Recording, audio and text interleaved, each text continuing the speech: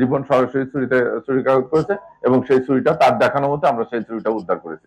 রিপনের এখন আমরা কোনো রাজনৈতিক পরিচয় পাইনি। আপনারা অবগত আছেন যে বৃহস্পতিবার 2রা জুলাই রাত অনুমানিক 9:20 ময়মনসিংহ জেলার ঈশ্বরগঞ্জ থানাধীন সাহেবনগর এলাকায় অভিযান পরিচালনা করে তাদেরকে গ্রেপ্তার করা হয়।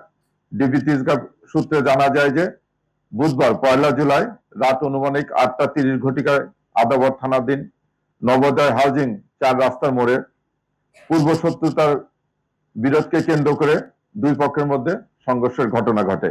এই সময় দুর্বৃত্তদের ধারালো অস্ত্রের আঘাতে Navodaya housing society unit BNP সাধারণ সম্পাদক মোহাম্মদ আবুল বাশার ও সাদ্দাম হোসেন গুরুতর আহত হন।